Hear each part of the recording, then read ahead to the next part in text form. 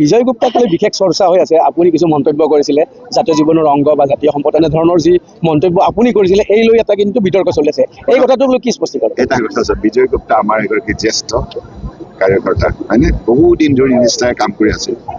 ভাৰতীয় জনতা পাৰ্টীৰ অসম প্ৰদেশৰ যিমানবিলাক কাৰ্যসূচী আছে অসমীয়া জাতীয় স্বাৰ্থ সকলো কাৰ্যসূচী তেখেতে অংশগ্ৰহণ কৰিছিলে। ভুলটো ক'ত?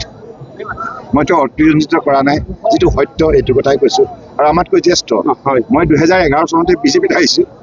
ইয়াৰ পূৰ্বৰ পৰাই তেখেতসকলে অসম প্ৰদেশত কাৰ্যনিৰ্বাহ কৰিছে, বাহিৰত নহয়।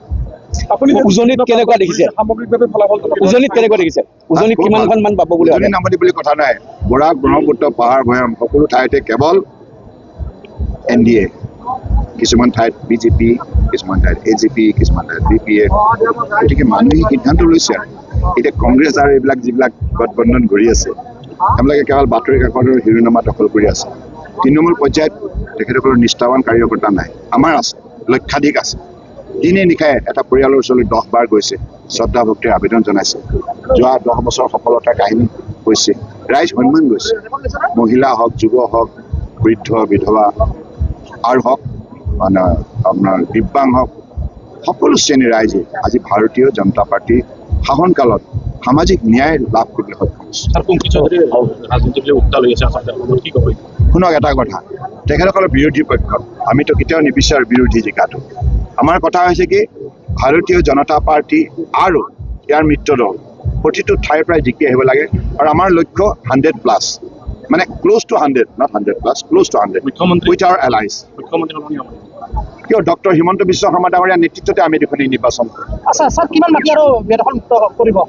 অহা 5 বছৰত 5 লাখ বিঘা। বিজয় গুপ্তাক লৈ বিশেষ চৰ্চা হৈ আছে। আপুনি কিছু মন্তব্য কৰিছিলে জাতীয় জীৱনৰ অংগ বা জাতীয় সম্পদ এনেধৰণৰ যি মন্তব্য আপুনি কৰিছিলে এই লৈ এটা কিন্তু বিতৰ্ক চলি আছে। এই কথাটোক লৈ কি স্পষ্টীকৰণ? এটা কথা আছে, বিজয় গুপ্তা আমাৰ এগৰাকী জ্যেষ্ঠ কাৰ্যকৰ্তা, হয়নে? বহুদিন ধৰি নিষ্ঠাৰে কাম কৰি আছে। ভাৰতীয় জনতা পাৰ্টীৰ অসম প্ৰদেশৰ যিমানবিলাক কাৰ্যসূচী আছে অসমীয়া জাতীয় স্বাৰ্থ সকলো কাৰ্যসূচী তেখেতে অংশগ্ৰহণ কৰিছিলে। ভুলটো ক'ত? মইতো অতিৰঞ্জিত কৰা নাই, যিটো সত্য এইটো কথাই কৈছোঁ। আৰু আমাতকৈ জ্যেষ্ঠ মই 2011 চনতে বিজেপিত আহিছোঁ। ইয়াৰ পূৰ্বৰ পৰাই তেখেতসকলে অসম প্ৰদেশত কাৰ্যনিৰ্বাহ কৰিছে, বাহিৰত নহয়। আপুনি উজনিত কেনেকুৱা দেখিছে? সামগ্ৰিকভাৱে ফলাফল উজনিত কেনেকুৱা দেখিছে? উজনিত কিমানখন মান পাব বুলি উজনি নামনি বুলি কথা নাই। বৰাক, ব্ৰহ্মপুত্ৰ, পাহাৰ ভৈয়াম সকলো ঠাইতে কেৱল NDA, কিছুমান ঠাইত BJP, কিছুমান ঠাইত AGP, কিছুমান ঠাইত BPF। গতিকে মানুহে সিদ্ধান্ত লৈছে।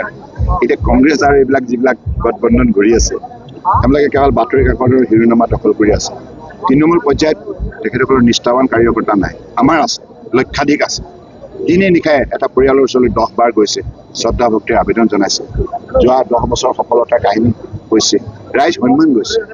মহিলা হওক, যুৱ হওক, বৃদ্ধ বিধৱা আৰু হওক, মানে আপোনাৰ দিব্যাংগ হওক, সকলো শ্ৰেণীৰ ৰাইজে আজি ভাৰতীয় জনতা পাৰ্টীৰ শাসনকালত সামাজিক ন্যায় লাভ কৰিবলৈ সক্ষম হৈছে। শুনক এটা কথা, তেখেতসকলৰ বিৰোধী পক্ষত আমিতো কেতিয়াও নিবিচাৰোঁ বিৰোধী জিকাটো। আমাৰ কথা হৈছে কি, ভাৰতীয় জনতা পাৰ্টী আৰু ইয়াৰ মিত্ৰ দল প্ৰতিটো ঠাইৰ পৰাই জিকি আহিব লাগে। আৰু আমাৰ লক্ষ্য 100+, মানে close to 100, not 100+, close to 100 with our allies.